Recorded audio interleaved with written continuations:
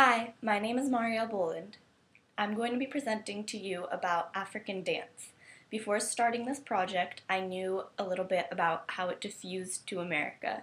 So the biggest part of what I learned from my research was how it was originally in Africa and how it is there now, today. It is here, in sub-Saharan Africa, that the human race is known to originate, and at right around the same time, African dance. Before there was any way to record history, Africans were communicating as societies through movement, music, and drum beats. Dancers in Africa were some of the most important storytellers. Dancers taught young people about social values and also thanked gods for successes. In many villages, there were specific dances that told specific stories. These dances had to be passed down very carefully between generations since they were such a fundamental part of oral history, and there was no other way to record those events. This form of communication came about because Africans were physically moved by their geography. Their worldview, so to speak, was that humans are a part of nature, and nature is a part of the spirits they believed in. Dancing became a way of not only communicating with each other, but also communicating with their spirituality. Dance didn't have a uniformity across Africa. Most villages had their own form of dance. The one thing that tied all the forms together was that no matter where in Africa people were dancing, they were dancing together. They were dancing for each other, never for an audience that would passively observe. Likewise, there was no specificity over who would be dancing in villages, because everybody would dance. It was a part of daily life. Almost everything was dance. Because of all of this, as the population in Africa grew, so did the amount of people who danced. Along these lines, the emphasis of traditional African dance was not on the dancer, but on the dance, community, nature, and the meaning behind it all. After many, many years, Africans began to dance for political issues and also to raise awareness about other issues that were important to them.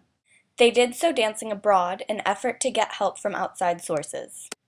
Dance in Africa has become performance and politically oriented, and that is the huge change in the art form. The second part of this change in African dance from pre-recorded time to now is that Africans have had to create for themselves a new national identity over the past 100 years. The Europeans' colonization of Africa started in the early 1900s. This includes the slave trade of Africans. Because of this, they had to fight for their independence and create new identities for themselves in their own continent.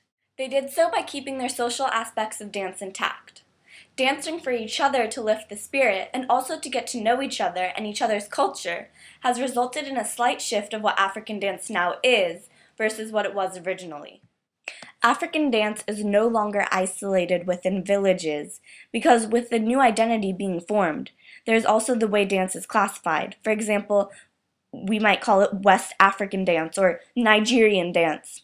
The forms of dance no longer come from villages, but from larger, more spread out areas. Although originally African dance was solely used as a way of life, communication, and social events, and now is sometimes used to help raise awareness, it really hasn't changed much. In Africa, the core value of its dance is still all about community. Africans still dance while being accompanied by drums. And last of all, the way the people are dancing, although it might be classified differently, is very, very similar to what traditional African dance was. African dance diffused to America through a sort of migration. It first reached America in the 16th century at the start of the transatlantic slave trade. While slavery was in the midst of becoming abolished, but still present in the South, around 1843, white people would put on what were known as minstrel shows that imitated African American slaves for the purpose of entertainment. Ironically, while white people were thoroughly entertained by the mock African dance and culture, African slaves were never allowed to dance or drum. Slaves cooperated together and came up with a way of communicating through body rhythms and dance steps anyway, which is where much of the inspiration for minstrel shows came from, along with a step towards modern-day African dance in the U.S. As the Harlem Renaissance commenced, many segregated dance clubs were opened. Very quickly, whites realized that their clubs were much more dull than those of African Americans. Those who were adventurous started dancing at the black clubs. There, dance moves from both whites and blacks were integrated, which resulted in dances like the jitterbug or Lindy Hop, swing dance, and jazz and modern dance. There are places all over the Bay Area where you can learn traditional African dance, and also tons of places where you can learn how to dance the forms that came from it, like hip hop and the other forms just stated.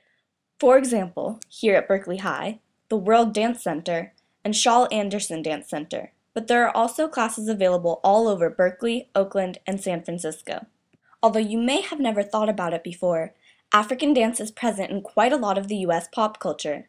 There are songs like Waka Waka by Shakira that find its beats from traditional African drum beats. There are also dance moves that appear in the popular feature film series Step Up, like crumping, that comes from African dance as well.